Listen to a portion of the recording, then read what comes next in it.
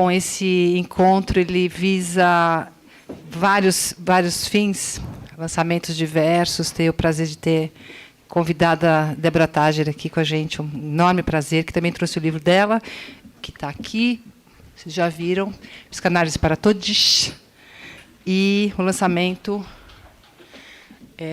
O Ser Sexual e Seus Outros, do Pedro Ambra, e do Núcleo de Relações de Gênero, que passa a fazer o seu curso em março do ano que vem. Acho que a Patrícia vai poder falar um pouco mais, pensando numa proposta mais condizente com o que a gente entende dessa conversa entre psicanálise e gênero.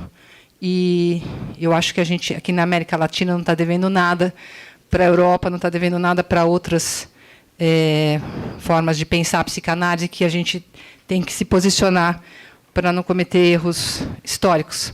Então, eu deixo aqui a palavra para essa mesa, super feliz de estar com vocês, com Pedro, Rafael Costa e Patrícia Pochá, e passo a palavra. Obrigada, Vera. Bom dia aí para toda a gente que está aqui no sábado de manhã. Então, é um prazer estar hoje aqui, enfim, com a Débora Tager, com Pedro Ambra, com o Rafael. A gente está começando, né? Eu acho que é a primeira atividade do Núcleo de Relações de Gênero do Instituto Gerar. A gente, enfim, o Rafael vai falar um pouquinho mais aí do que a gente pretende com esse núcleo, né? Então, a gente organizou esse debate, que é o Psicanálise, Identidade, Democracia, Questões para o Nosso Tempo, e para o nosso tempo mesmo, né? Porque, enfim, eu acho que questões identitárias e a democracia estão aí em primeiro plano, né? Nesse mês, agora, no próximo mês, né? E na Argentina também, muitos acontecimentos, né? Vocês estão acompanhando desde aí ontem, anteontem. Mas, enfim, a gente escolheu esse tema e também esses livros, né, que estão sendo lançados este ano, porque são livros que conversam com esses temas, né? E então a gente vai, enfim, vai escutar um pouco a Débora falar do livro dela, né? O Pedro também vai falar do livro dele, e aí a gente vai abrir um pouco para conversar, né? Enfim, fazer perguntas, mas também discutir essas questões, né? Então, acho que o núcleo da gente tem uma preocupação, que eu acho que é a preocupação do Instituto Gerar, de pensar uma psicanálise contemporânea, né?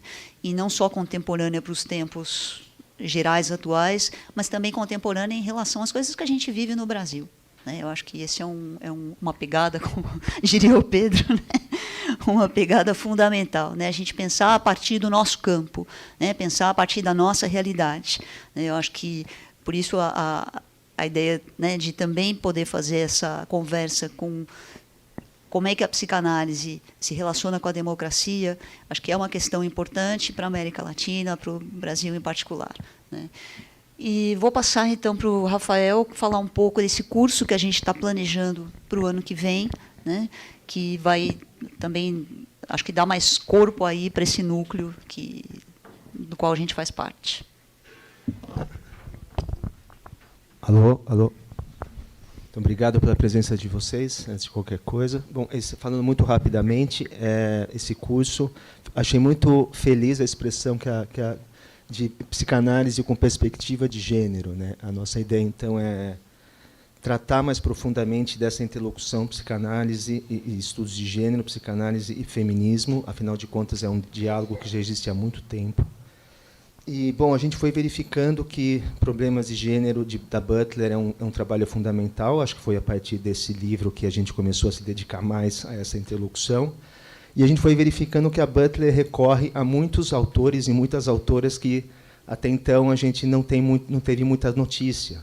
Wittig, Gayle Rubin, Kristeva, Sixus, Irigaray, o próprio Foucault. Então, a nossa proposta é estudar esses autores tais como foram lidos pela Butler. Assim, o que a Butler extraiu desses autores para desenvolver sua teoria de performatividade de gênero, por exemplo. E o curso se dará a partir de março. Às segundas-feiras será um curso quinzenal. Depois a gente divulga direitinho as datas e os autores, assim, que a gente vai contemplar em cada encontro. 8 encontros. De março a junho. Acho que das 7 às 9h30. A ideia é que a gente faça 1h30 num primeiro... Oi? Da noite. 1h30 de aula.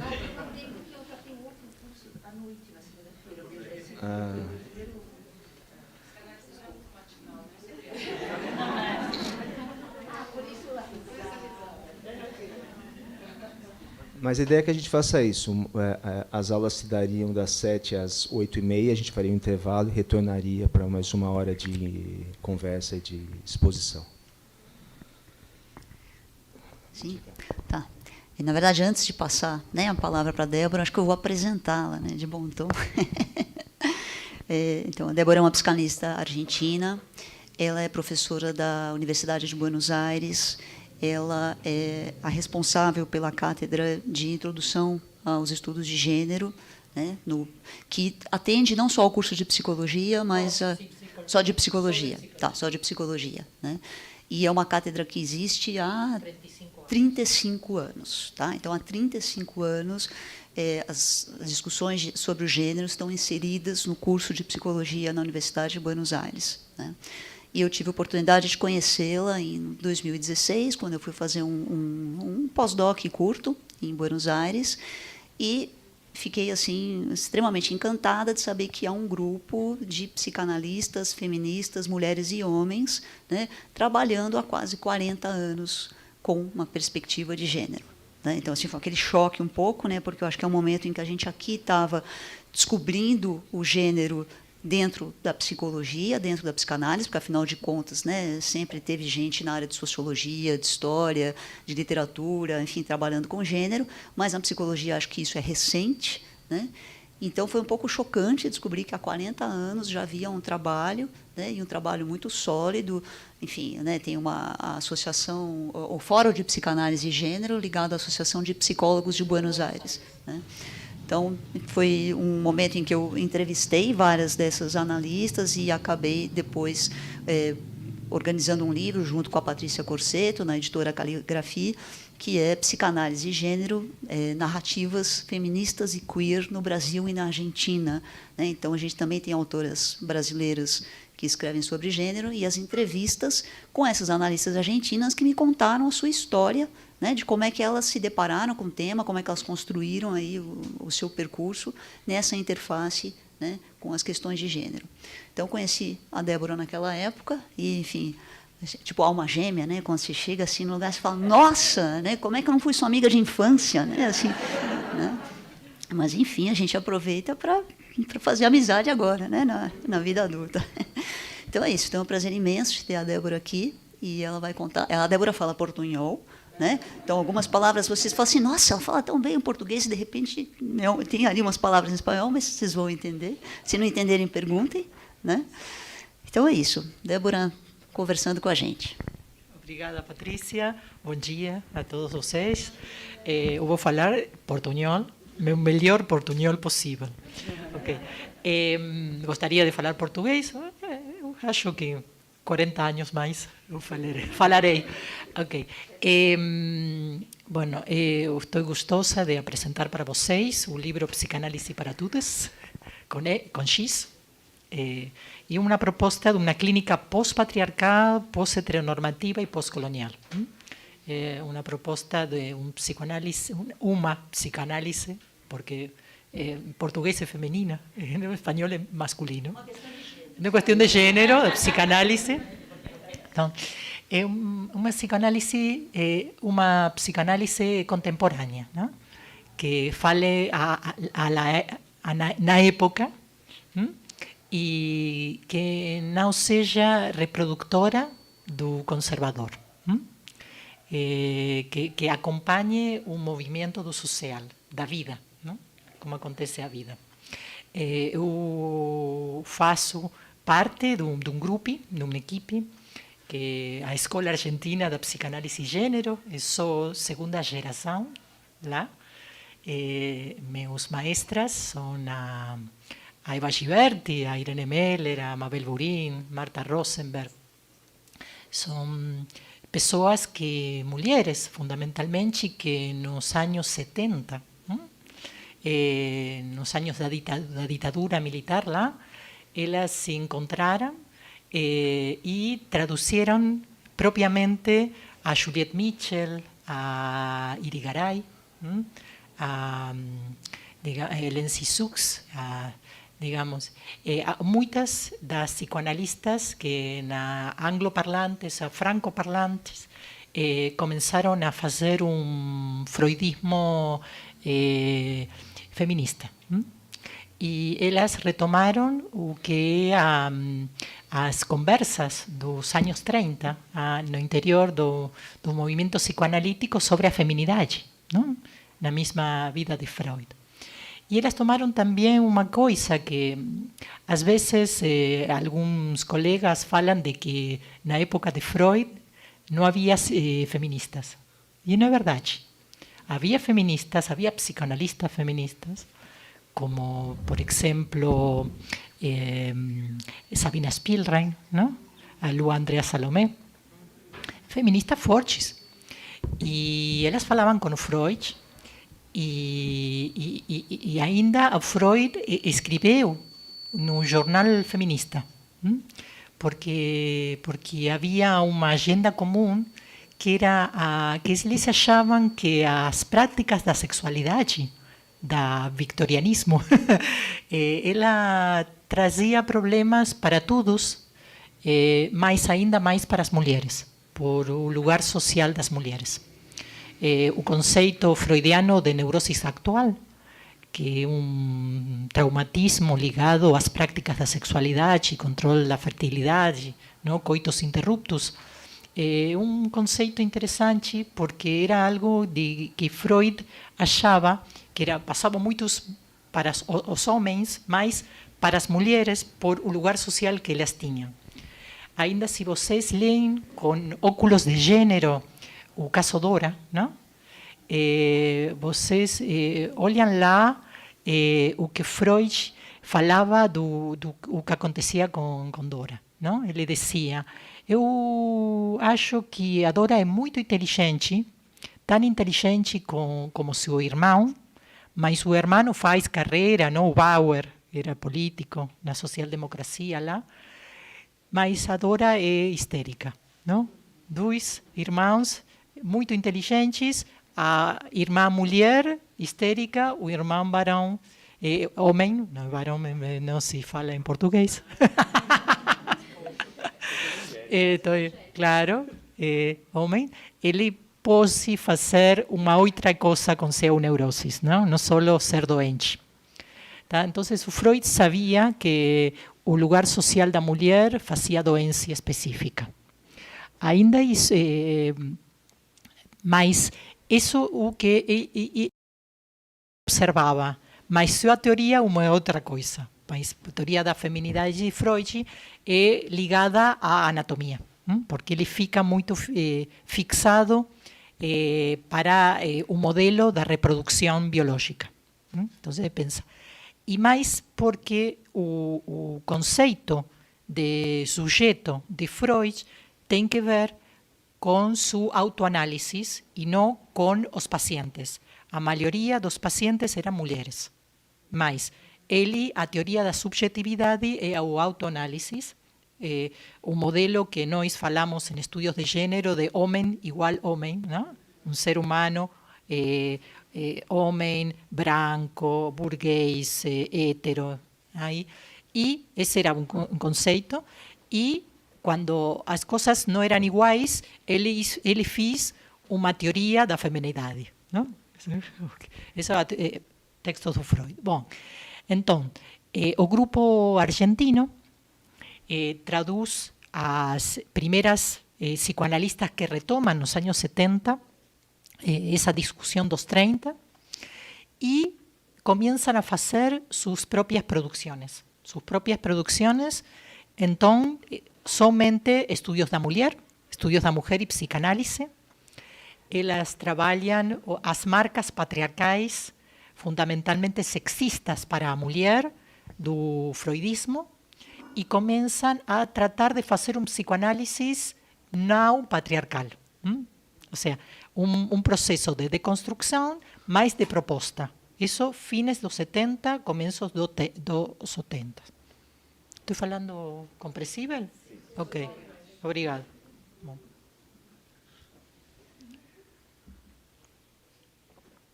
Fico contente. Entonces, nos años 70, esa corriente llega a universidade.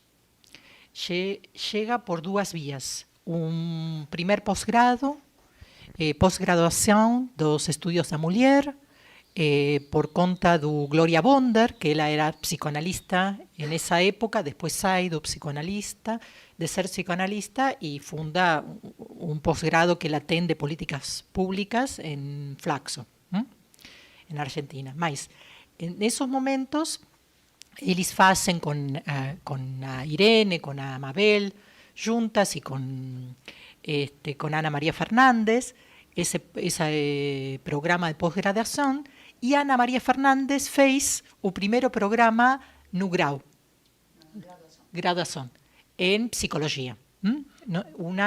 El comienzo fue el año 87, ¿tá? 87 en la Facultad de Psicología, y es la segunda onda do feminismo, ¿tá? O feminismo que comienza con Simone de Beauvoir. Un pensamiento sobre por qué se deviene mujer, todo eso. Entonces, ese feminismo con la revisión de Freud. Ese era lo de ese momento. ¿Ok? A gente ingresa lá o año 89, recién graduada, y fez todo o roteiro, o derroteiro lá.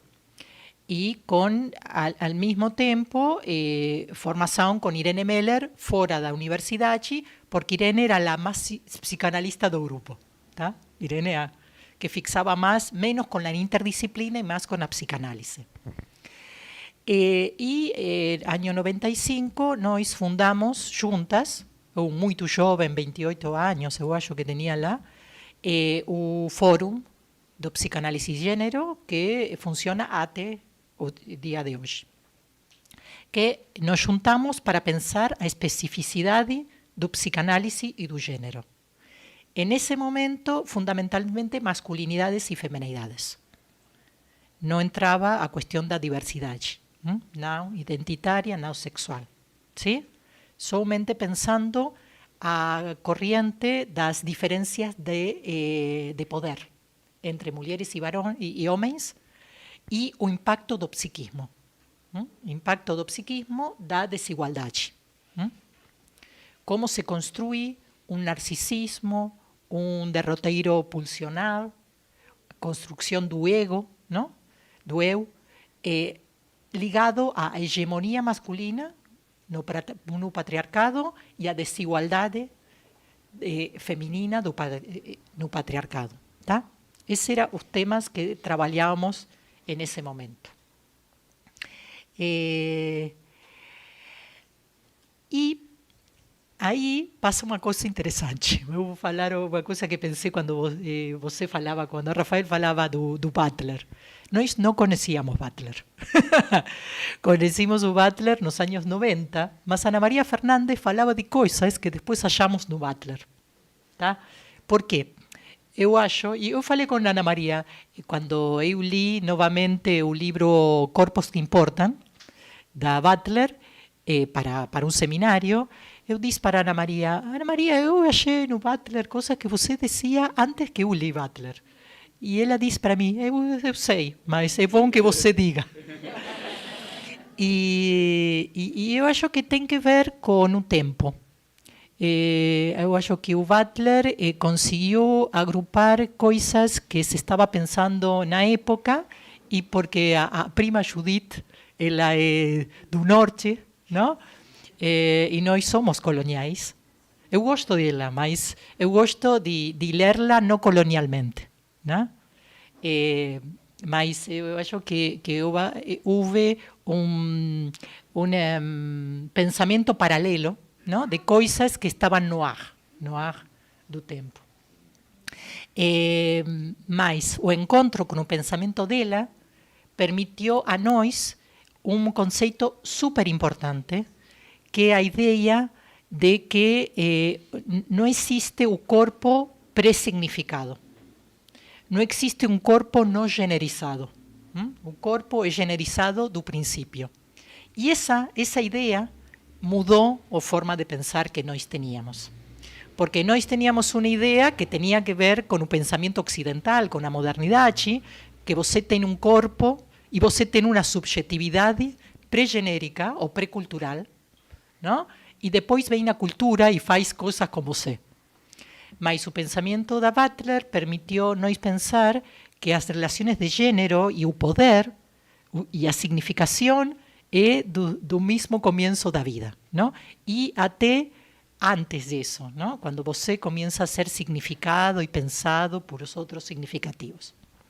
E essa é uma ideia magnífica, porque permite outro status do biológico, um biológico significado que permitiu o pensamento sobre o que é a agenda actual, que é pensar com essas ferramentas que tínhamos do psicanálise e gênero, a agenda actual das diversidades identitárias, das disidências identitárias e sexuais. Porque permite nos desmarcar do binário. Porque o freudismo feminista, o psicanálise de gênero prévio a encontro com a problemática das diversidades e disidências, era binário. Trabalhava a questão do poder, que é um tema muito importante, mas binário por as categorias, não? Eram feminino, masculino, não complementar, esse é um primeiro trabalho que fizemos, mas ainda binário. Então, essa é a história, não? Mas que escrevi lá no livro que estou apresentando para vocês. É um livro que conta esta história, la parte fáctica, pero también la parte intelectual, ¿no? Os conceitos, os aportes da escola, também o debate actual. Eu falei com o Pedro, nós temos essa história, mas é uma vida paralela com outra história, que são os colegas que acharam o gênero recentemente, há 7 anos, e fizeram um diálogo com a antropologia ou a filosofia, não? Que leram o gênero não de psicanalistas com perspectiva de gênero, que existíamos, não falavam com nós. Eles começaram a falar com a Butler, com Preciado, com a Rita Segato, não? E com outras autoras, por exemplo, a Diana Mafia, uma autora nossa da filosofia muito importante. Então, para eles, psicanálise e gênero, eles são psicanalistas e o gênero é a filosofia, não? Por fora da disciplina, não? É uma coisa doida, mas é o que acontece. E nós temos eles na mesma faculdade, porque a Patrícia falou da que o seminário de gênero existe há 35 anos, mas existe vida paralela dos colegas que fez psicoanálise lacaniano, fez psicoanálise kleiniana, mas eles não falam de gênero e agora acharam o gênero e leem as autoras extra psicoanálises, e esse é o gênero e psicanálise para eles, não? E que é uma coisa que também acontece com parte do alumnado, porque na Argentina aconteceu depois do 2015 o que nós falamos do onda verde, não? Que era como se chama o pañuelo? No, outro nome. Lenço verde. O feminismo do lenço verde, que é o feminismo dos 2015 para aqui, que é de Nenhuma Menos, a luta por o aborto legal, um feminismo massivo muito, que atravessou toda a vida social. Nós éramos de um feminismo minoritário, de elite, não? E este é um feminismo racializado, um feminismo popular, um feminismo das bases, um feminismo transfeminista, ¿no? Que tiene mucho diálogo con un movimiento LGTBIQ+, E esse alumnado é o alumnado. Nós, os que venimos das outras gerações, somos mais binários, somos mais do gênero masculino e feminino, eles são trans, são do trânsito, não? Fluidos. Então, tem outras demandas e outra forma de ver e coexistimos. Não. Então, essa é Então, eu decidi juntar todo o que eu falava, o que fazia, a clínica, em um livro, e chamei do Psicanálise para Todos, com X. E é uma proposta já não de crítica, mas sim de proposta. Como é que nós podemos fazer uma psicanálise pós-heteronormativa, uma psicanálise pós-heteronormativa, pós-patriarcal e pós-colonial? E tem umas dicas lá de como fazê-lo. Então, pude fazer uma piada em portunhol.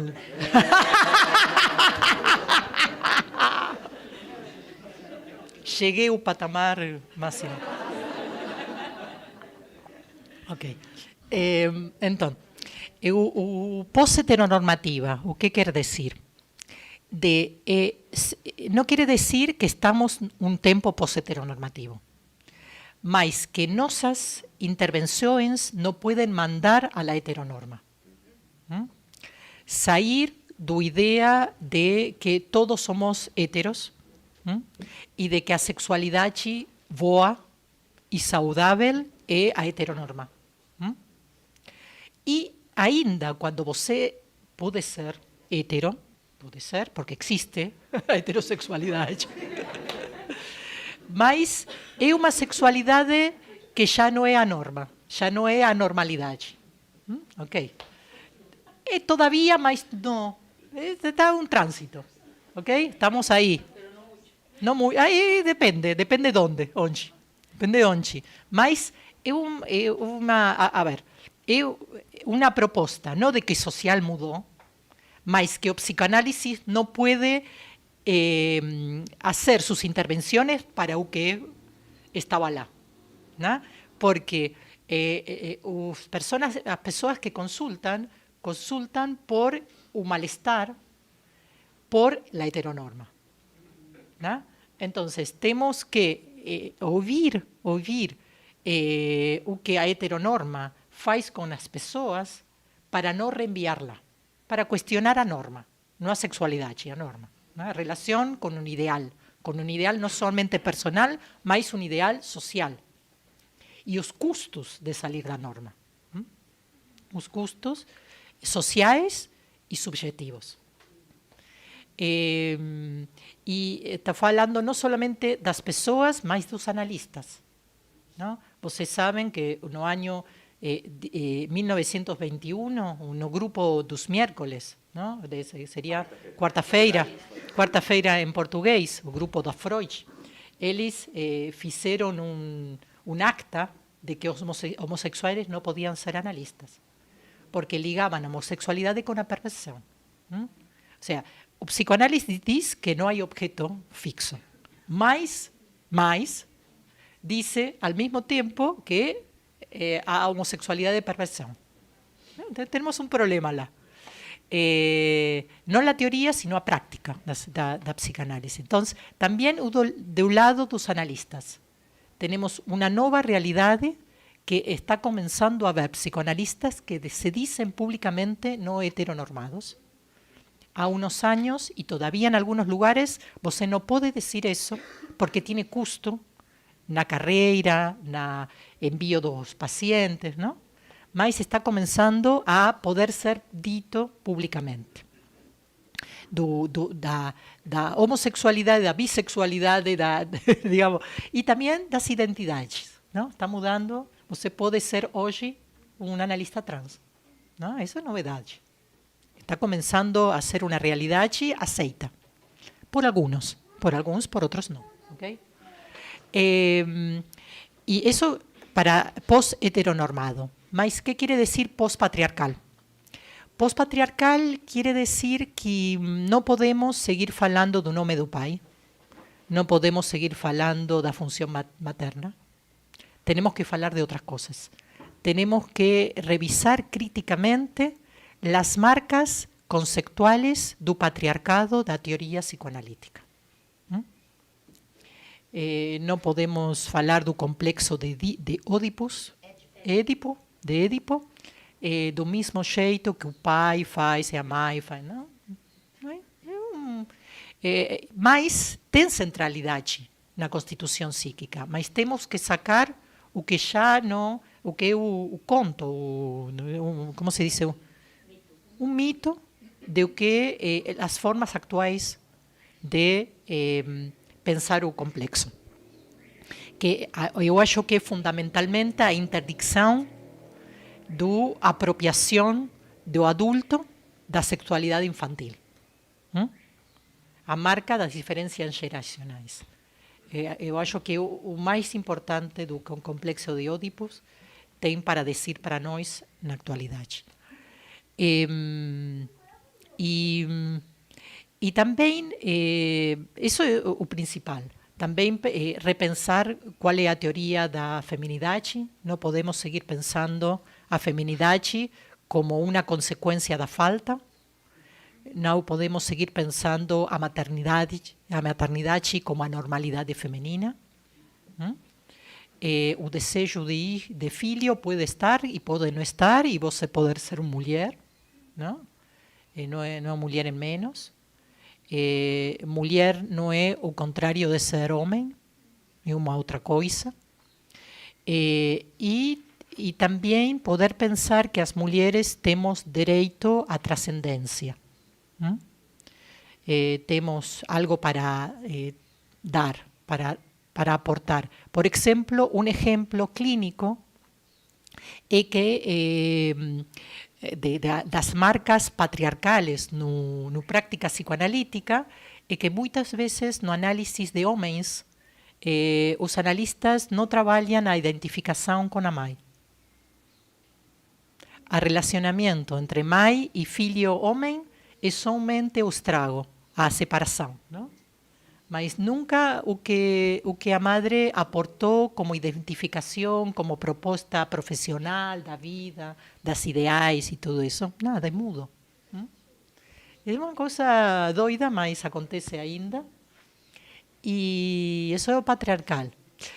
E, bueno, isso é um resumo, algumas coisas. E o que é o colonial, o pós-colonial?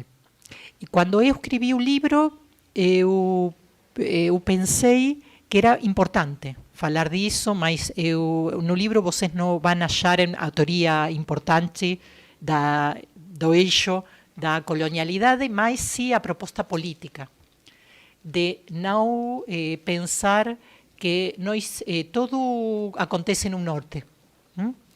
De recuperar, como a Patrícia falou, nas próprias produções locais, com os problemas locais e com a forma de recepção das teorias do norte. Ou seja, como nós nos apropriamos e também fornecer o diálogo sur-sur. Por isso estou aqui. Não? Estou aqui para trazer para vocês os diálogos que temos lá e ouvir os diálogos que vocês têm aqui.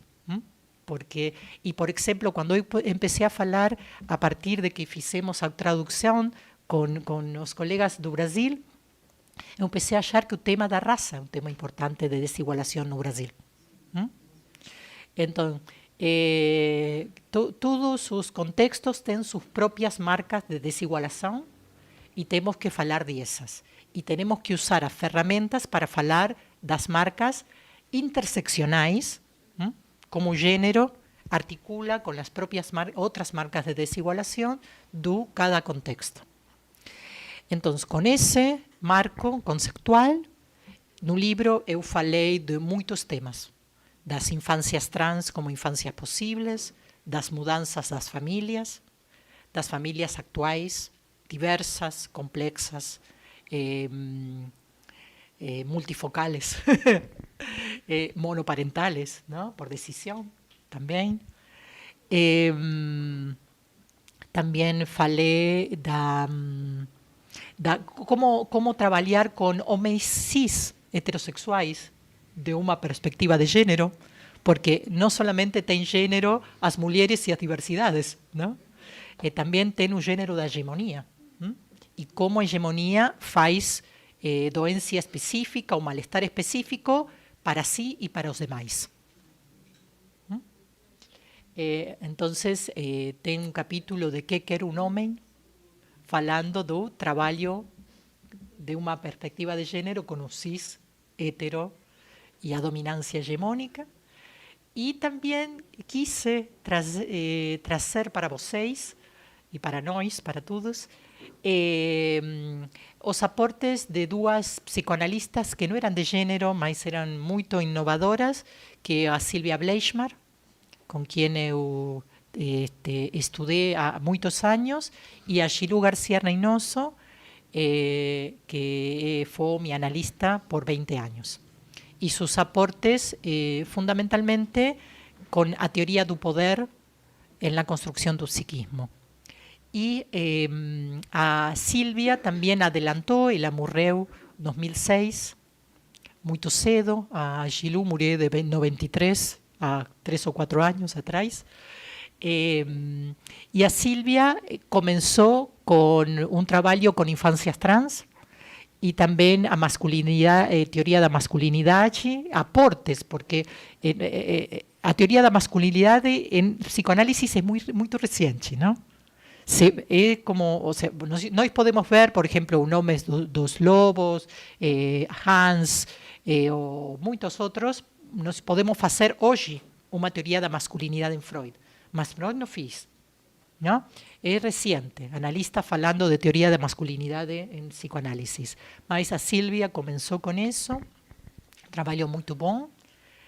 Y para finalizar el libro, 2 capítulos. Un capítulo 9, que es los diálogos actuales con los colegas que descubren o psicanálisis do conta da filosofía y antropología. Y lo que acontece con ese diálogo o no diálogo. Entonces, y también eles falam com o feminismo jovem, não com o feminismo mais maduro. Não? Então, eu traduzi o consentimento, não? Palavras do feminismo jovem, o bullying, que chamamos de escrache, não? O que quer dizer, e traduzir isso para a psicoanálisis. Também questões como, não me lembro a palavra agora, voy a recordar después. Bueno, ese capítulo 9, un diálogo con lo que acontece hoy, y el capítulo 10, un capricho meu, que eu trouxe mi libro anterior, que es Feridos Corazones, que es mi tesis de doutorado, que es un texto interdisciplinario. Entonces interdisciplinario no tem tribu, ¿no? Es un libro interdisciplinario entre saúde colectiva, estudios de género y psicanálisis. Y eu quise un libro de 2009, era una época la gente no leía género, entonces eu trouxe eu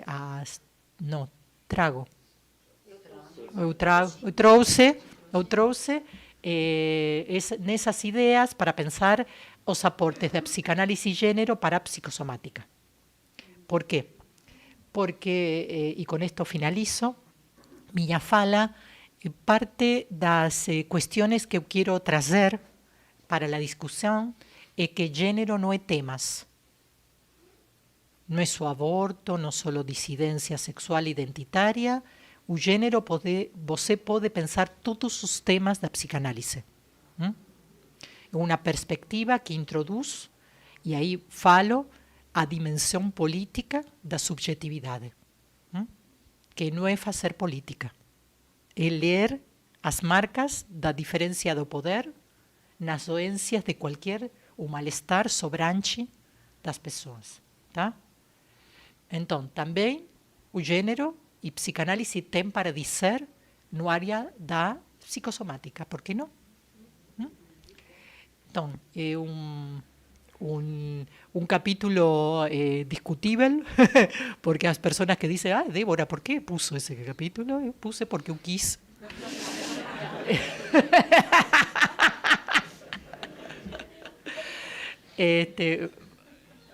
Tomara que vocês achem bom.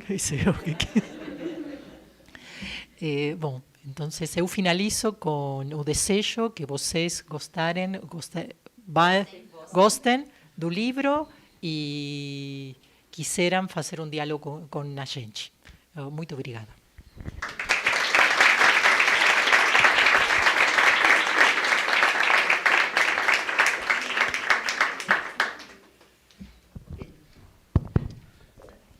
Bom. Aliás, o livro está aqui, naquela outra sala, tá? Para quem quiser comprar e pedir autógrafo depois do Eu assino, tem caneta, assino tudo.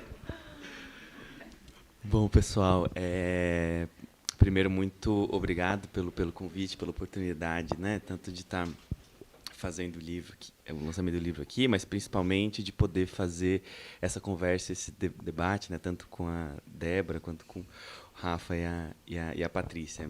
É de fato uma grande satisfação para mim, né? Tanto que eu acordei hoje mais cedo e preparei assim uma fala para falar do meu livro. O papel está aqui. Mas depois de ouvir a Débora, eu mudei tudo. Acho que não faz mais tanto sentido. Eu gostaria de justificar por quê.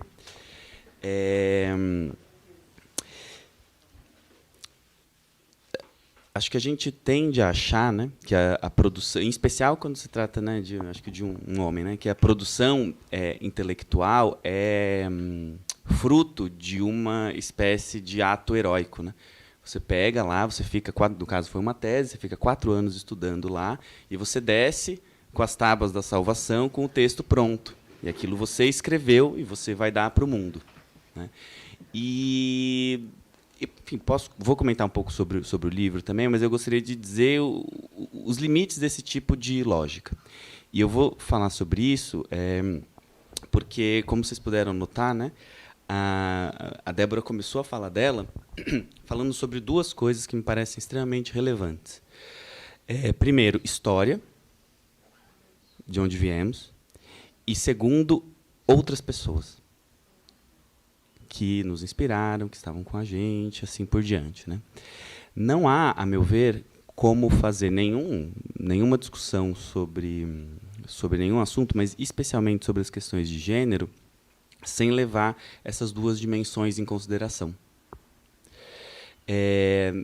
Antes desse livro, eu fiz um mestrado justamente sobre masculinidade, e eu fiz uma coisa que, né, à época era meio esquisita, talvez herética, que ler as fórmulas da sexuação do Lacan, que é uma teoria que meio que me assombrou, continua me assombrando um pouco no doutorado, à luz da história da virilidade no Ocidente. Né, e mostrar que, bom, talvez essa coisa assim tão lógica, tão formal, tão psíquica, ela tem alguma conversa, algum recuo em relação à história. Né. E eu acho isso importante porque acho que a Débora citou vários nomes, né, dessas relações históricas entre psicanálise e feminismo, e atualmente na teoria queer e de gênero. E quanto mais a gente recua na história da psicanálise, mais a gente encontra essa conexão, né? Por exemplo, lembrei aqui de 2 outros casos que acho que vale a pena lembrar. Primeiro, né, o Freud traduziu o ensaio do Stuart Mill sobre a sujeição das mulheres. O jovem Freud, antes dele começar a fazer psicanálise, ele se interessava por essas questões, ele traduziu para o alemão, do inglês para o alemão. E outro ponto que também está indissociavelmente ligado à história da psicanálise é a Berta Pappenheim, né? A Ana O, paciente príncipes, digamos assim, da psicanálise, que tem uma coisa esquisita, né? Muita gente acha que o Freud atendeu ela, mas, enfim, do Breuer, estudo sobre histeria. E a Berta Pappenheim, né, ela se tornou um grande nome, um pioneiro nome do serviço social, né, no Império Austro-Húngaro. Né? Inclusive, assim, ouvi dizer que a Berta Pappenheim vem aí, em português, mas depois, em breve, vocês saberão mais sobre isso.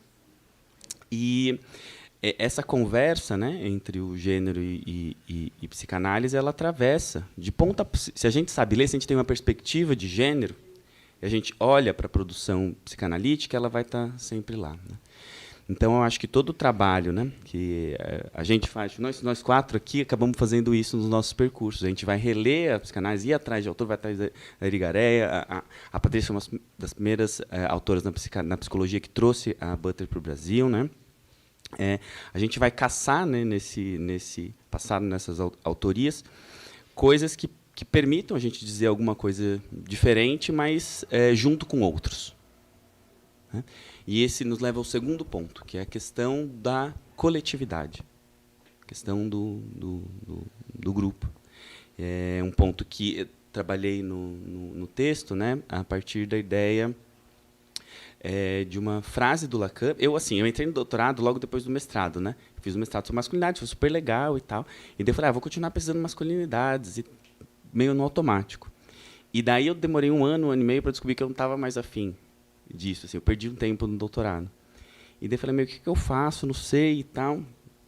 E um amigo me convidou para escrever um capítulo de um livro sobre formação em psicanálise, né, a questão dos analistas. E eu me deparei com uma afirmação do Lacan, que é: o analista só se autoriza de si mesmo e de alguns outros. Porque o Lacan, como talvez algumas de vocês saibam, ele tinha muita birra da psicanálise hipeísta, né? Que você faz uma análise, o outro te autoriza e tal. Ele fala, não, tem uma questão do si mesmo e uma questão posteriormente, uma questão de grupo.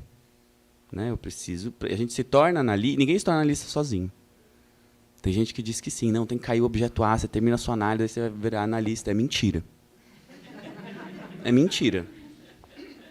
Em geral, a pessoa está falando isso, ou ela está enganada, ou ela está de má fé, é um exercício de poder.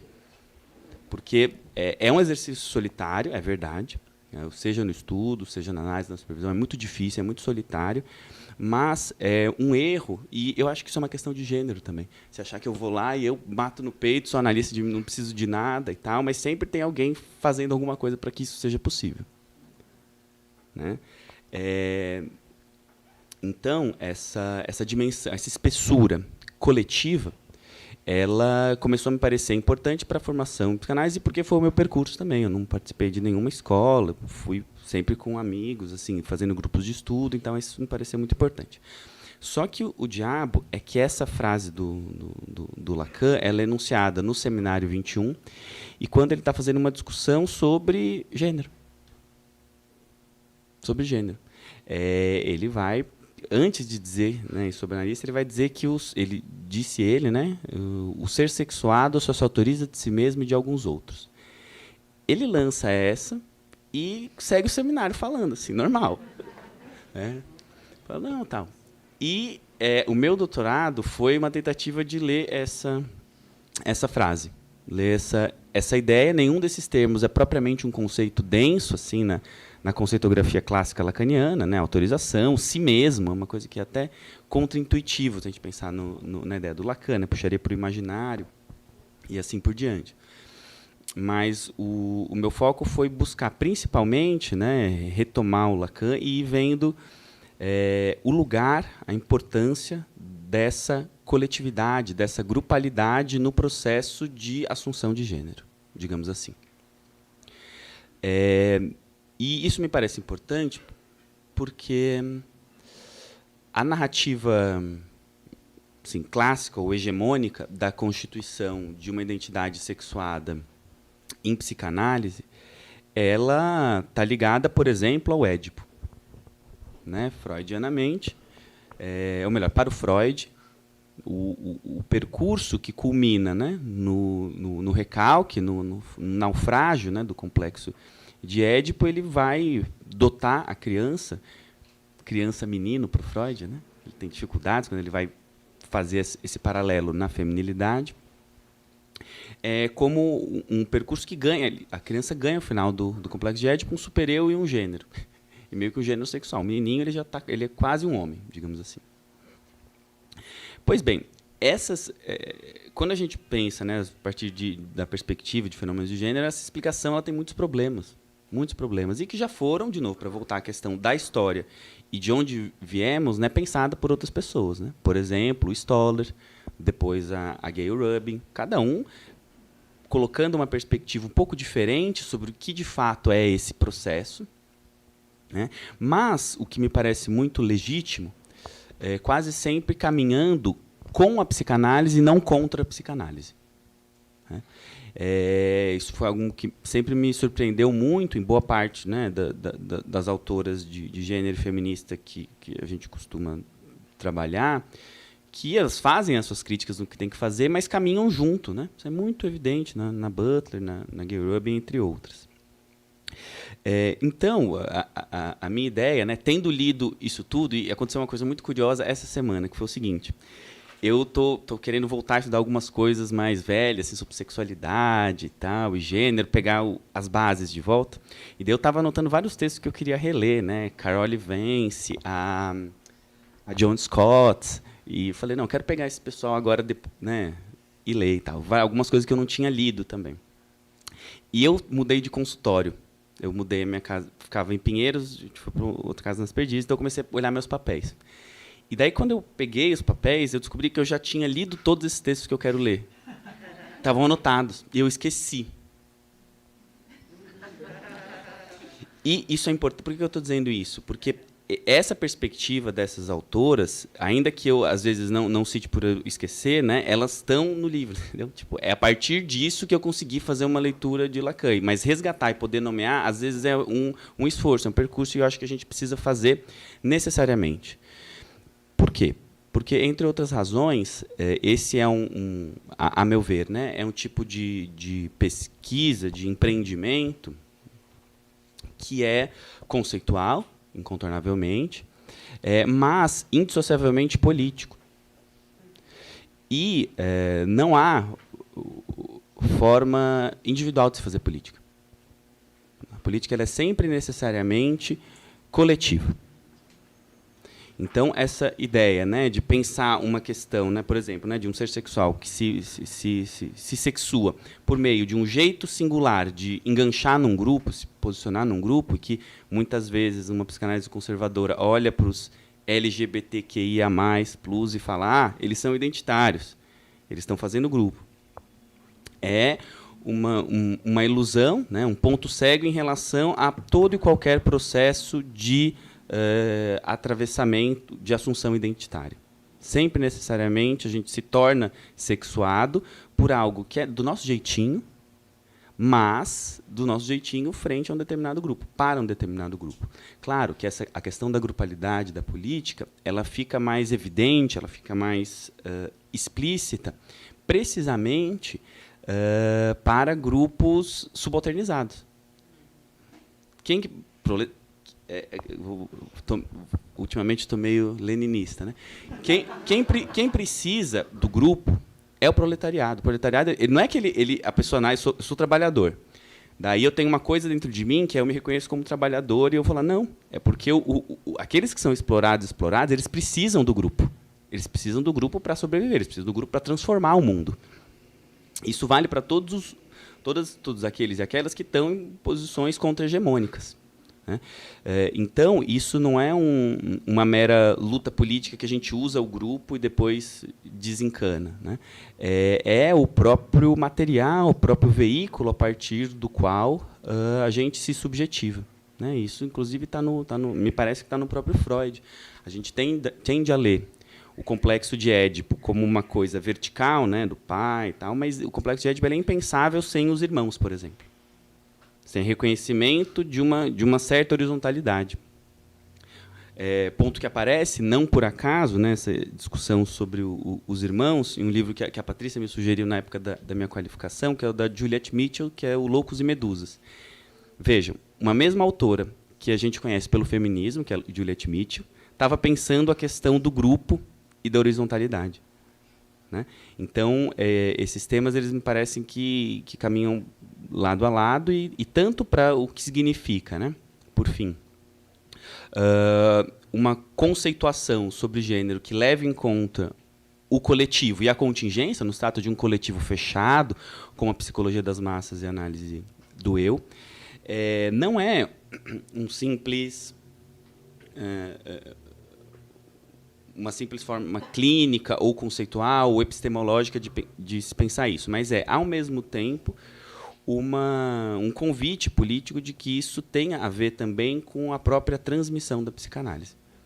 Não à toa, né, a gente está numa mesa que tem diferentes momentos, diferentes formas de ver essa mesma questão, né?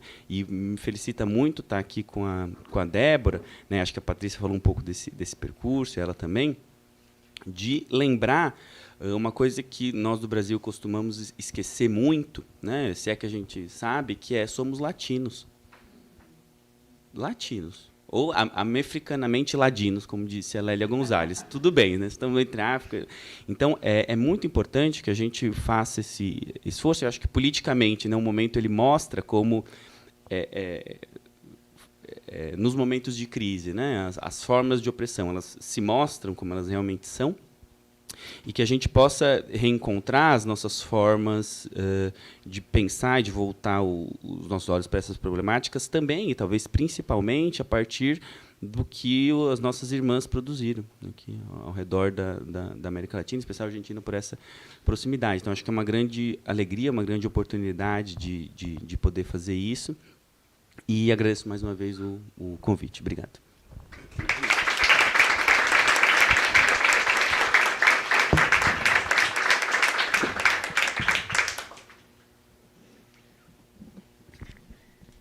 Então, a gente vai conversar um pouquinho aí.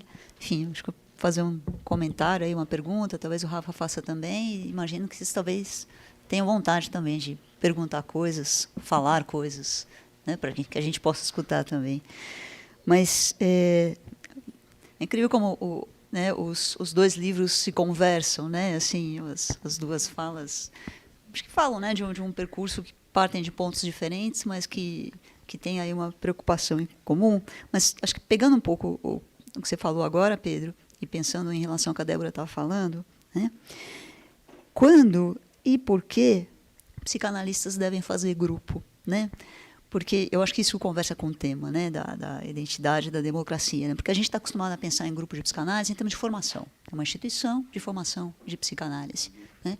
Mas a gente tem visto, acho que no Brasil, né, por exemplo, psicanalistas pela democracia, lá no Rio de Janeiro, né? E a Débora muitas vezes me fala das idas à rua, né? Vocês foram muitas vezes à rua, e eu acho que a gente também tem ido enquanto psicanalista, né? Mas a gente cai nessa questão de identitarismo, né? Quer dizer, o que é isso, né? Como se o fazer grupo, né, fosse uma coisa criticável, né? Porque ao fazer grupo e se dizer somos, né, pela democracia, por exemplo, ou somos a favor do aborto, ou somos contra, né, o feminicídio, né, como que foi um movimento importante, né? Ou ontem, quando você me dizia que colegas foram, né, ali para a manifestação por conta do atentado que teve contra a Cristina Kirchner, né, o que isso estava representando nesse momento, né? Então, eu acho que a gente entra aí nessa discussão, né, de uma certa assunção de uma identidade, né? Eu sou a favor disso, eu sou contra aquilo, né? Que para mim é um tema que particularmente está interessando, né? Acho que por conta aí, acho que muito do que a gente tem visto nos últimos anos e na clínica também, de pessoas que chegam e dizem, bom, eu agora faço questão de dizer, né, eu sou isso ou eu sou aquilo, ou enfim, ou fazem questão ou simplesmente dizem porque é como elas estão se narrando, né? Então, eu sou não binário, né? Ou eu sou parda, ou eu sou negro, ou eu sou indígena, né? Então, essa questão da identidade vem aparecendo nos últimos anos. Também há uma crítica, né? Há um desconforto de muitos analistas com essa questão identitária, enquanto outros estão tentando pensar o que isso significa. E assim, a gente sempre, né, dá aquela escorregada e vai lá no velho Freud assim, e fala assim, e o Freud, né? E o Freud está lá em vários textos dizendo, eu sou judeu, eu me sinto judeu, né? Aquilo que mais de essencial existe em mim, né? Então, a questão da identidade, ela entra pela porta, né, da frente nesse momento, né? Não só a porta dos fundos, né? E então, na hora que a gente vai para essa ideia, né, dos outros, né, dos outros com os quais eu me identifico, mas isso é um plano, né, da compreensão psicanalítica, mas dos outros com os quais eu faço identidade, né, e faço identidade porque sinto que é importante, né, porque tem aí um querer dizer alguma coisa, um querer defender alguma coisa, garantir alguma coisa, né? Então, acho que eu queria te ouvir um pouco, né, nessa ideia, assim, porque, de novo, né, não é política no consultório, mas é política desde a psicanálise, na psicanálise, né, e que lugar isso tem, assim, para você? Bueno, eu acho que é muito importante o que você colocou, porque o grupo e os outros, não? Os outros pares, que o Pedro também falou, a importância da mirada, da ouvido do outro, para se reconhecer. Por exemplo, quando nós começamos a fazer o trabalho para a tradução do livro, os comentários que você fez, a mim, me permitiram pensar-me e pensar-nos. Você vive uma realidade. Quando um outro mostra o que acha em sua realidade, você se vê a si mesmo, não? Uma outra coisa, ontem eu li as conclusões do Pedro. Eu achei muito legal o que você acha do tomar a questão da autorização, ver o gênero como uma autorização, a prática do gênero como uma autorização com outros que reconhecem ou não reconhecem, mas a mesma coisa do que a autorização do analista. Porque isso eu estava pensando, a saída do, por exemplo, Lacan da IPA, né? Mas também o percurso do psicoanálise do gênero na Argentina, porque tem uma dívida com a saída dos analistas no 73 da IPA também. O grupo que saiu da IPA do 73 por razões políticas y salió da idea de que tiene que haber un analista didáctico que autoriza, y entraron na idea lacaniana de autorización propia y no grupo de pares. É muito importante para trazer para a questões de gênero. A grupalidade. Uma outra coisa, nós temos na Argentina uma história muito importante da saída na rua e de psicoanalistas saindo na rua. Hoje, na Café da Manhã, nós falamos de Eva Ghiberti. Eva Ghiberti é uma maestra muito importante nossa, e ela, nos anos 50, 60, começou a falar coisas das crianças para o público geral. Ela trouxe o psicanálise para o público geral. De jeito, minha mãe conhecia a Eva Ghiberti e me deu muito valor a mim quando a Eva falou para ela que eu sou inteligente. Porque era muito importante. Ela falava para televisão, escrevia no jornal, de como havia que criar modernamente, ¿no? Y cuando en el año 91 nós saímos para a rua en contra das leis do ponto final da ditadura, eu achei a Eva lá, não? Então é uma maneira de fazer o que eu gosto de chamar genealogias rebeldes, não? Genealogias de rebelião, rebeldes. Genealogias é um termo que também gosta muito a Ana Maria Fernandes, não?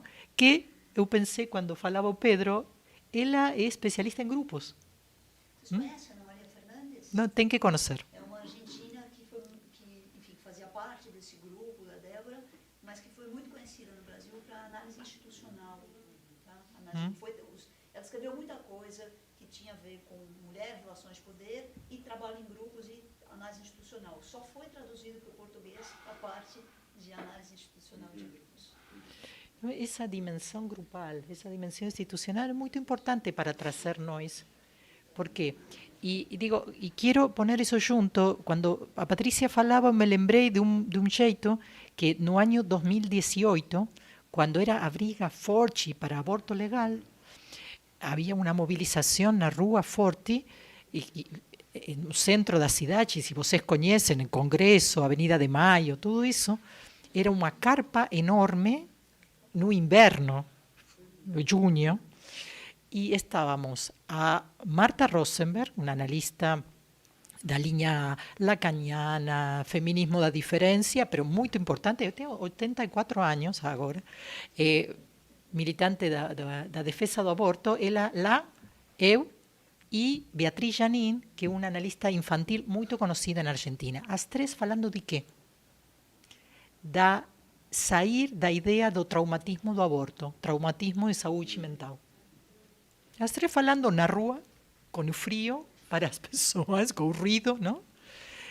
Falando, três psicoanalistas, e era muito importante, porque era uma das brigas, uma das questões em contra do aborto, era o traumatismo terrível a toda mulher que faz aborto. E não é verdade? É um tema da ilegalidade, da clandestinidade. Se você faz algo que é legal, você fica contente ou tem seus problemas de escolha. Escolher é sempre uma coisa difícil, não? Ainda se isso é legal. Sempre escolher é difícil, mas não é o mesmo que dizer que toda pessoa, toda mulher que faz aborto tem traumatismo per se, porque mata a vida. Não sempre. Não sempre é significado dessa maneira. E aí trago também o efeito da lei da identidade de gênero. Nossa lei é muito interessante, porque sai da ideia da direito a ter identidade porque você tem uma doença. Em Argentina, você pode mudar da identidade por direito à identidade. Então, isso é muito importante porque muda a ideia de se você quer cambiar sua identidade, por que você quer cambiar? Por exemplo, quando eu li o livro do Preciado, Um Apartamento em Urano, ele fala de sua história ligada ao cambio de identidade civil. E ele diz, eu tive que fazer uma apresentação para o juiz, uma apresentação do meu psiquiatra, dizendo que eu tomo hormônios e dizendo que eu tenho disforia de gênero, para mim poder mudar a identidade. E ele diz, eu não acredito nada nisso que eu fiz, mas eu preciso do cambio de identidade civil, porque eu viajo muito e eu não posso ter o passaporte com identidade feminina, porque traz muitos problemas para mim. Então, traz a contradição. O que você tem que fazer para ter um cambio de identidade e tem que fazer coisas que você não acredita, e no caso do Preciado, teórico importante desses temas. Então, e isso, lo legal, é uma consequência da luta coletiva. Do poner os termos em que tem que ser conseguido, não? Tem que ser pensado, os outros na rua, por exemplo, quando foi o cambio na lei de matrimônio, que conseguiu o matrimônio para todos. Não é matrimônio para os homossexuais, é para todos, que mudou a lei. Okay? E essa lei se conseguiu com as pessoas no frio, na rua, não? Lutando e esperando. Então, mas o que acontece com isso no consultório? Esse nós na rua, como cidadão. Mas como é trabalhar com gênero, como é trabalhar a dimensão política sem fazer militância no consultório? É muito importante. Eu acho que nós não temos que militar o consultório, não? Com os que pensamos o mesmo e com os que pensamos diferente. A neutralidade está ali. Mas nós temos que saber, porque, como disse a Patrícia, temos que estar culturalmente preparados. Temos que saber, e temos que saber quando temos que sair na rua para garantir a legitimidade da vida. Que um modo de existir tem legitimidade. Um modo de amar tem legitimidade. Para muitas coisas práticas da vida. Tá? Então, eu acho que o que trabalhamos no consultório é a dimensão política, o impacto da politicidade na doença, do mal-estar, no dor. No dor psíquico. Esse é o trabalho da dimensão política, que é diferente do militar o consultório. Tá? Ainda, insisto, com as pessoas que pensamos o mesmo. Não? Quando eu analiso militantes feministas, militantes da diversidade, e elas me dizem, você acha? Não, nada. Falemos disso. Nada está dado por sabido. Vamos falar. Vamos falar como é para você isso. O que significa para você isso que você está dizendo. Ainda, inclusive, dos problemas dos militantes, a doença do ideal. Do ideal. O sometimento à ideia. O feminismo me pide. O feminismo não te pide nada. Nós vamos ser feministas para outra, digamos, outra subordinação mais. Não. Eu não posso ter esta sexualidade porque eu sou militante LGTBI. Não, você pode ter a sexualidade que você quer. Não? Não posso ser católico porque eu sou gay. Não, sim, você tem suas complexidades, o ser católico e o ser gay ao mesmo tempo, mas vamos a pensar o que é importante para você, sua própria interseccionalidade. Não? E mais, são exemplos que eu acho e que podemos compartilhar depois. Obrigado.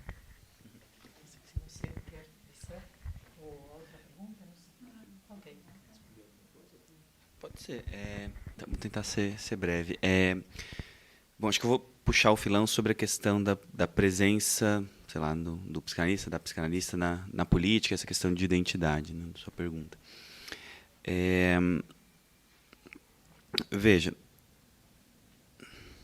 a gente costuma dizer, né, principalmente a partir do Lacan, que o sujeito tem sua singularidade. Né, cada um tem sua singularidade e, né, a psicanálise ela aponta para isso e tal. O Lacan mesmo não falava muito disso, mas a gente pega e torce ele, faz ele falar disso também. Acho que é uma coisa de fato importante, que as pessoas não fiquem submetidas aos ideais. Isso é extremamente importante.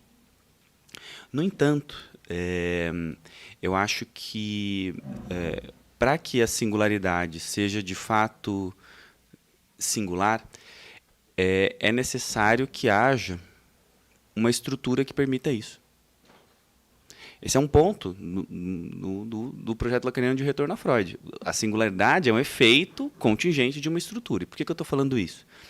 Porque, enfim, sei lá, para pegar o exemplo de agora, numa sociedade que não permite o aborto para a mulher, uma sociedade de classes, uma sociedade violenta contra pessoas negras, né? Essa estrutura ela condiciona as possibilidades de singularidades. Né? É mais fácil falar de singularidades quando você está em posições hegemônicas, mas mesmo as posições hegemônicas, elas, como masculinidade, por exemplo, elas falam de limites, elas falam de codificações. Por que eu estou falando isso? Porque eu acho que a presença do analista e da analista na cena pública deve ser a presença política. Ela é justificada, a meu ver, na medida em que a gente deve lutar para um mundo em que existam singularidades verdadeiras. Que elas não sejam condicionadas por outros. Então, se há, né, estou lutando para que digamos, as violências, que elas vão existir sempre, né, os limites, as neuroses, elas sejam democraticamente partilhadas. Né? Não acredito que esse é o caso atualmente, né, não no Brasil. Então, por fim, acho que esse é um horizonte que, a mim, particularmente, justifica a presença do analista usando, enfim, as posições que estiverem à mão. E, por fim, eu acho que a relação entre psicanálise e política ela é incontornável. Né? A Jane Gallup falava uma frase que eu gosto muito, que é: perguntar se a gente pode separar falo e pênis é igual a perguntar se a gente pode separar psicanálise e política. Esse texto é lindo, assim, chama Além do Falo. E eu estou dizendo isso pela seguinte razão. Freud e Lacan eles produziram a psicanálise e uma certa relação entre psicanálise e política que foi possível no tempo deles. A gente costuma dizer que todo analista, quando vai começar a sua prática, refaz os passos de Freud. O que é isso que eu estou fazendo? Será que eu estou sendo analista? Estou fazendo errado? Não sei o quê e tal. A gente meio que refaz essa coisa freudiana no nosso próprio jeito. Eu acho que isso vale não só para a questão clínica, mas para a relação da psicanálise com a política. Ou seja, com a diferença de que com a política isso precisa ser feito coletivamente. Ou seja, cabe ao nosso tempo histórico pensar coletivamente qual é a teoria que vai dar conta do que é ser um analista nesses momentos. Em especial porque no Brasil a psicanálise está um boom de psicanálise e que tem efeitos tanto neoliberais, psicanálise, curso de psicanálise de 3 meses, todo mundo sai atendendo, psicanálise e tal, mas também efeitos como, por exemplo, psicanálise na periferia, formações de psicanálise feitas por pessoas periféricas, em mais de um lugar, começaram com as clínicas públicas, então tudo isso está acontecendo, né? Não cabe a nós, a meu ver, orquestrar e dizer o que é certo e o que é errado, né? Mas aprender com essas contradições e propor uma posição, seja ética, seja política, a partir disso, né? Acho que é isso.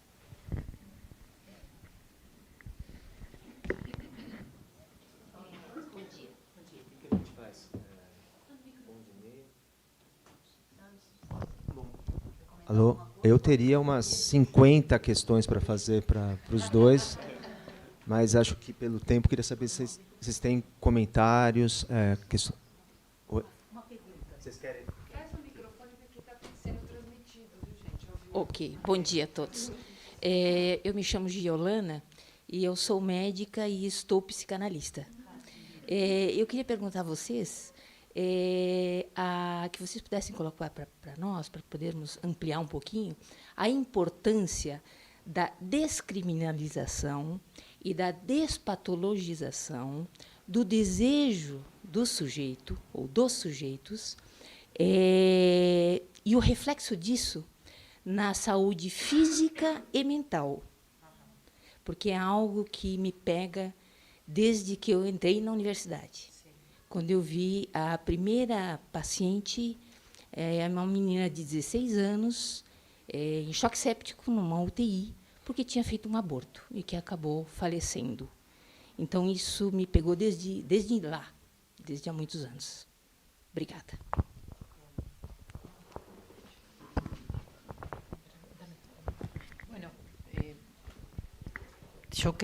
Eu acho que é o que você disse. Os que trabalhamos nos hospitais, vemos isso. Eu fiz meu estágio no Hospital Psiquiátrico de Mulheres, nos anos 90, lá, o Hospital Moyano. Eu vi tudo isso. E também vi, por exemplo, uma mulher que era... como tem um juízo de insania, não sei como vocês falam disso, ou seja, perda dos direitos civis por o quadro clínico. Como se diz? Interditada. Mas não tem, com isso, não tinha direitos reprodutivos. Então, uma ideia que ela não tinha sexualidade, era doida, estava no psiquiátrico, não tinha sexualidade, mas ela ficou grávida. O que fizeram? Não havia direito ao aborto, tá? Ela teve a criança, mas sacaram dela. E ela enlouqueceu mais, tá? Esse era o tratamento terrível, sem direitos por o diagnóstico clínico, sem direitos, ou seja, o diagnóstico clínico saca dos direitos civis. E isso aconteceu com ela. Nós pedimos no juiz o permiso para darle a ela como se diz, dispositivo DIU, nós chamamos de DIU, dispositivo intrauterino. O ginecólogo do hospital estava certo, estamos hablando 92, 93, ¿sí? Acordava com fazer. O juiz disse, não se faz isso, o que tem que fazer é que ela esteja cerrada, ou seja, vigilância, não? Vigilância dela. O que aconteceu? Ela teve sexo, porque no psiquiátrico se tem sexo, não? Sexo entre mulheres, ou sexo com outros homens, com enfermeiro, com médico, com caminhoneiros, no muro. Tudo isso é a verdade, a vida. Então, ela ficou grávida outra vez e sacaram dela outro filho, tá? Então, isso mostra a importância de se envolver nos direitos civis, porque hoje, com a nova lei de saúde mental do 2010, o diagnóstico psiquiátrico não tem uma consequência nos direitos civis. Você tem direito à atenção sem perda dos direitos civis. E, no paralelo, você tem direitos reprodutivos. Também as mulheres doidas no hospital psiquiátrico. Então, mudou o dor psíquico. E você falou da morte, não? Porque isto é dor psíquico e também tem morte por proibição de escolha, que é o que fala o Pedro. Não? O limite dos direitos civis, do singularidade, porque fazer escolha é singularidade. De ter a criança ou não ter a criança. As mulheres doidas têm direito a ter criança, se elas quiserem. Não tem que fazer eugenesia, que parte, não há direitos reprodutivos, mas há eugenesia a vezes. Não? Então, essa é parte da dimensão política de nossa prática como psicanalistas no campo da saúde mental. E é onde temos que agir. E eu concordo com você. Quando você vê isso, você não pode dizer, não, a política tem para fora. Não, a política tem que ver com os direitos. E eu concordo com o Pedro quando ele fala que quando você tem todos os direitos do outro são imaginários. Não? Quando eu escrevi o capítulo As Infâncias Trans como Infâncias Possíveis, eu fiz um diálogo com escritas de colegas que disseram que a identidade de gênero é um tema imaginário, um tema menor. A identidade de gênero é um tema menor quando a identidade de você concorda com o hegemônico. Claro, você não tem problema. Não? Ou concorda com a sexualidade válida. Se você é heterossexual, toda a família diz, você tem casal, tem novio. Quando você é homossexual, não pergunta nada para você, nem querem saber o que você faz. Tá? Então, isso mudou agora, mas é parte da nossa história. Então, é um tema de um imaginário igual, menor, porque imaginário tem um valor. Né? A identidade como imaginária não tem valor quando atrapalha você, mas quando na luta pela identidade, a luta por seu direito a ser, é muito importante essa luta, não? Então, é parte dos fogos, não? Dos fogos da necessidade da defesa de identidades legíveis e aceptáveis, quando isso é importante, quando isso está em dúvida, quando isso está em peligro, e também de construir o fixo da identidade. Quando você é isto e o outro que é diferente, não, é o contrário, não? Alguém com que você não tem nada a ver, não. Tema da encontro com o diferente, mas também a defesa da importância da legitimidade e a visibilidade, não? A leitura, que isso possa ser legível, que é muito importante, essa dimensão de ter maneiras de narrar o que você é.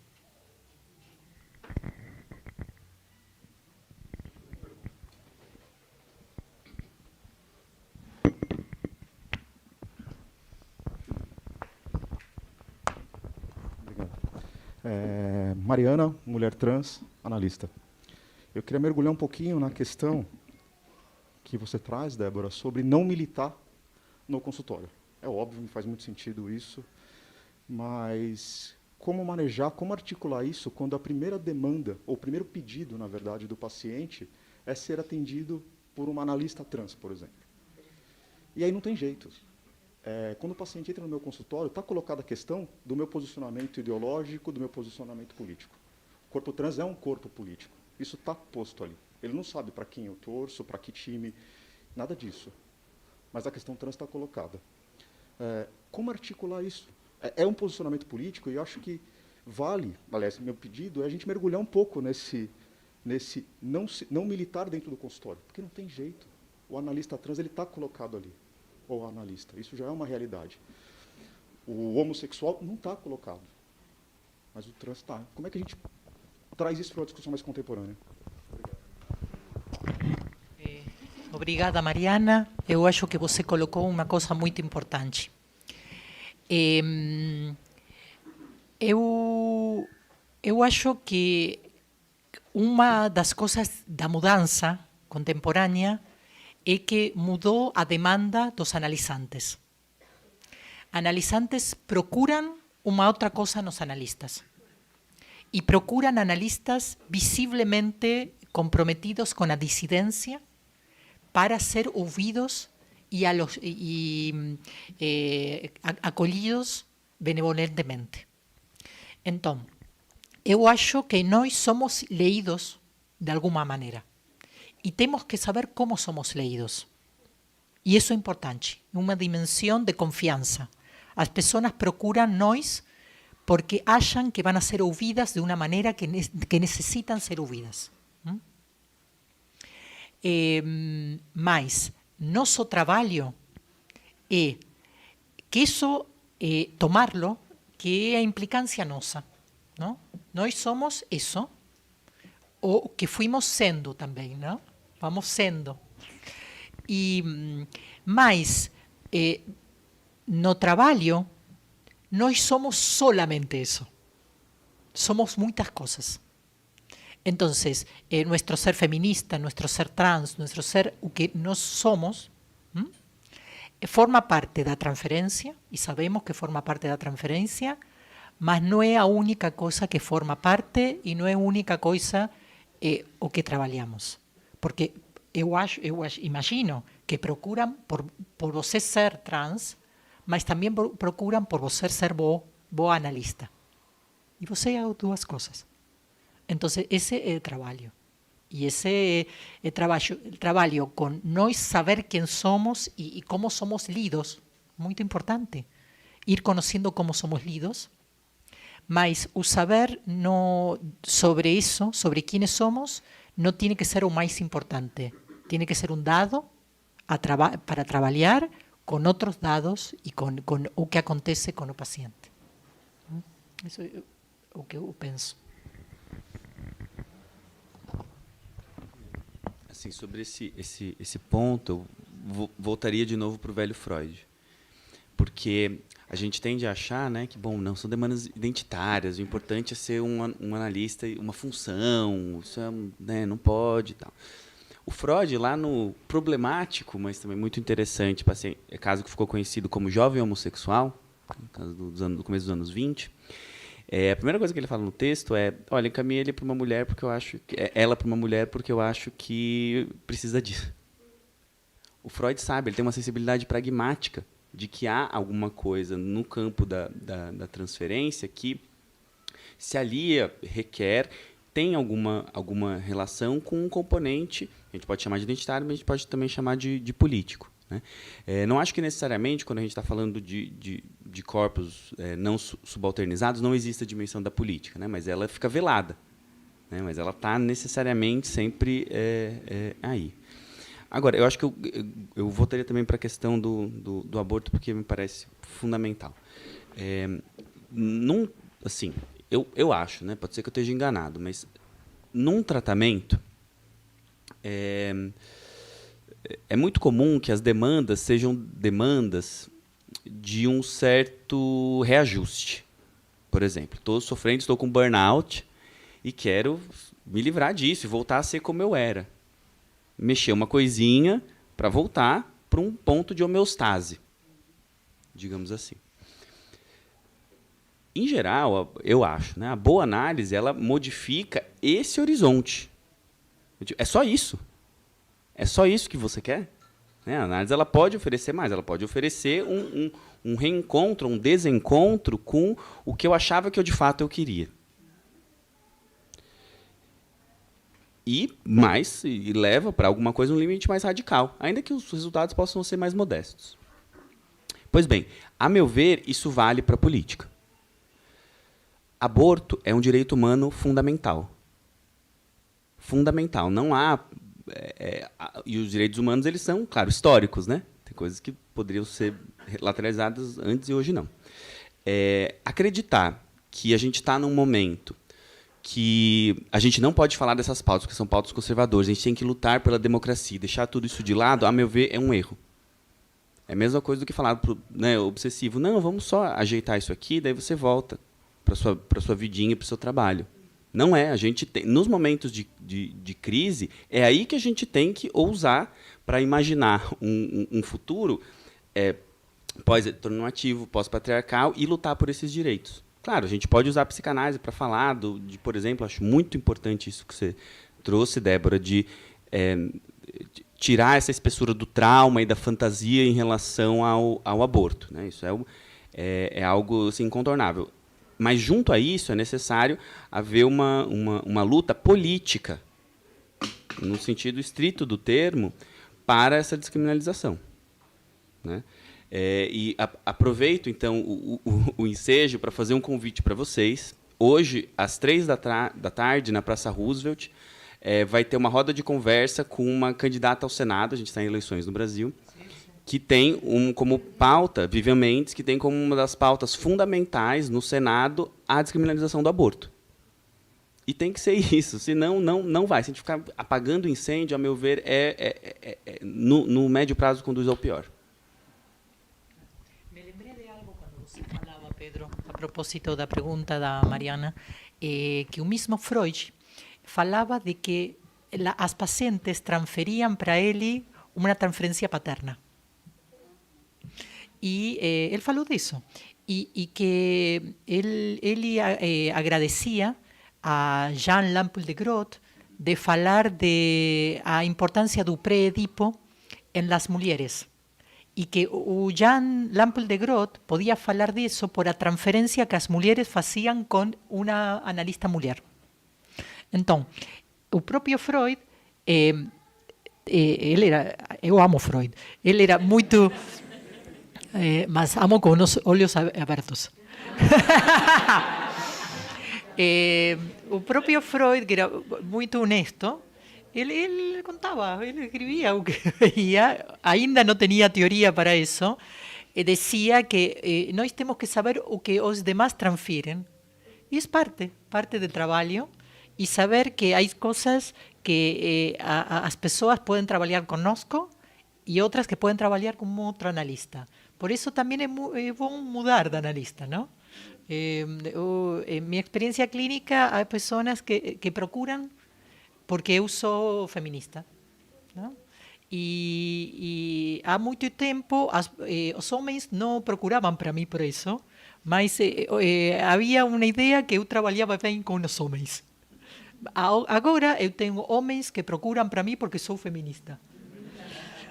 E homens hegemônicos. E estão ótimos, porque eu trabalho isso. Eu quero sair, claro, porque tem o dor da êxito, da sucesso, tem que ser e tudo isso, e vão trabalhar essas coisas.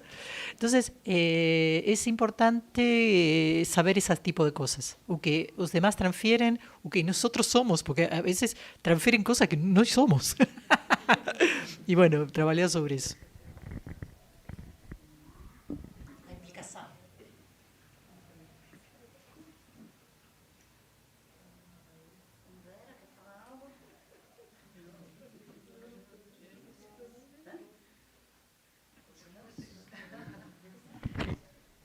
Alguém mais quer? Enfim, fazer um comentário, fazer uma pergunta? Vai lá. Apesar de não ser psicanalista, estou morrendo de vergonha de fazer a pergunta. Em casos de abuso, de violência em relações heterossexuais, de abuso psicológico, o que vocês acham? Qual seria? Porque quando eu penso na militância, eu penso isso. Tá?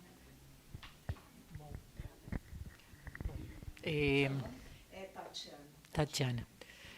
Olha, Tatiana, por exemplo, uma das coisas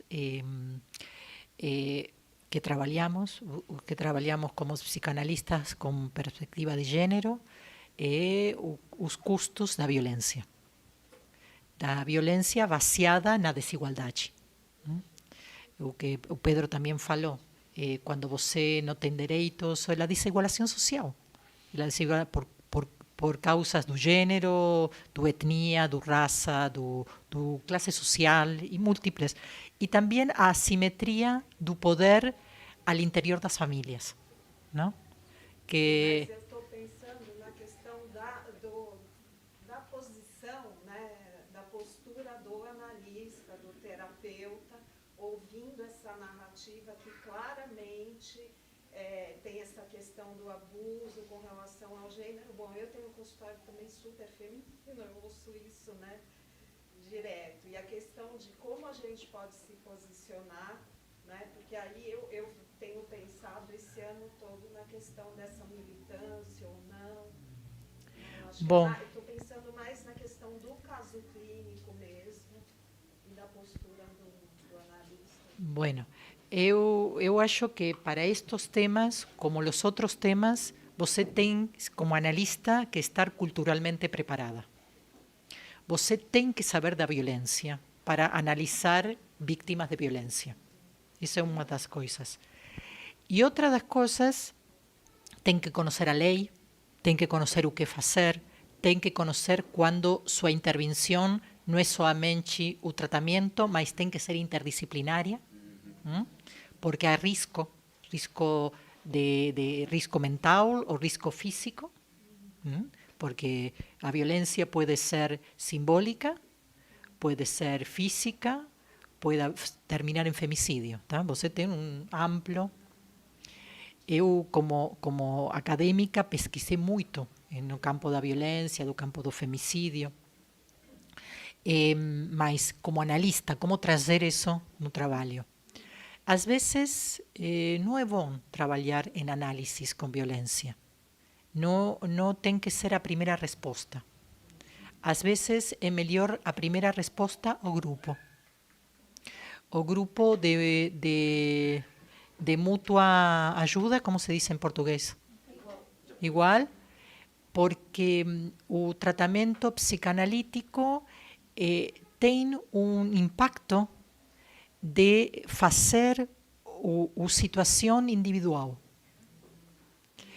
E em alguns dos tempos da violência é o que não há que fazer.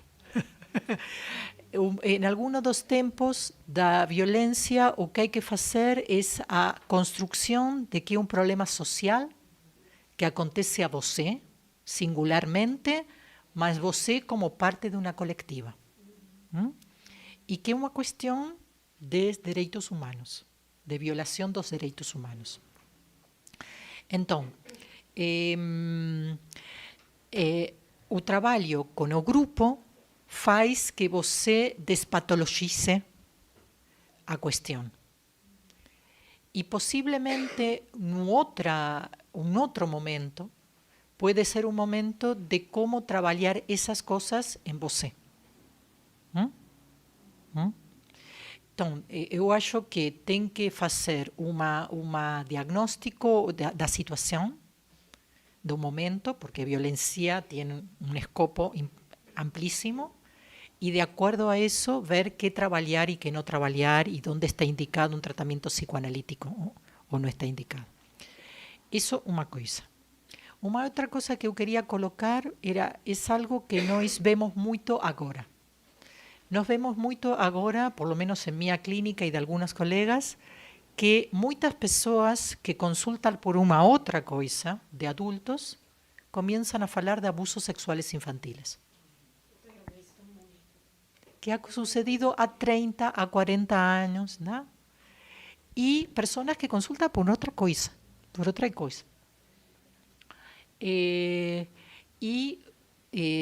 falamos com a Patrícia, eu traía os últimos desenvolvimentos da Ana Maria Fernandes sobre o estrago paterno. O que acontece quando essa violência proviene da mesma pessoa que tem que proteger, ou a pessoa que você quer.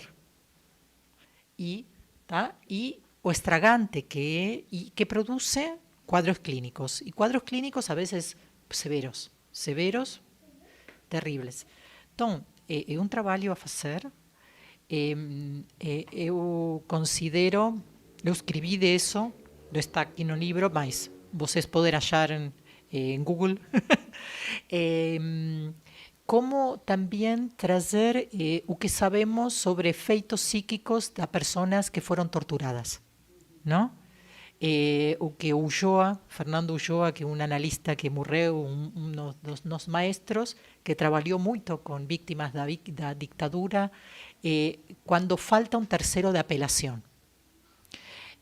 No acto violento, há uma desigualdade de poder, tanto violento sexual como violento simbólico y físico, alguien que tiene mucho poder con alguien que no tiene poder, con alguien que imprime su poder sobre el otro, que habla de que você no puede falar de eso, porque nadie va a acreditar su fala, porque a fala de otro es más importante. Entonces, a persona termina traumatizada y pensando que esa fala no tiene valor. E parte do trabalho do analista é ser testigo, não? Testemunha. O testemunha de que o que você tem para dizer, eu tenho para ouvir. E que eu trabalho com a realidade psíquica, pero trabalho com a realidade fáctica também. As duas, não? A fantasia e o trauma. O trauma por o acontecido realmente. Então, são dois níveis que você, como analista, está trabalhando ao mesmo tempo. Bueno, isso é um pouco um síntese, mas é um trabalho muito importante e uma das áreas que trabalhamos com perspectiva de gênero. Obrigada.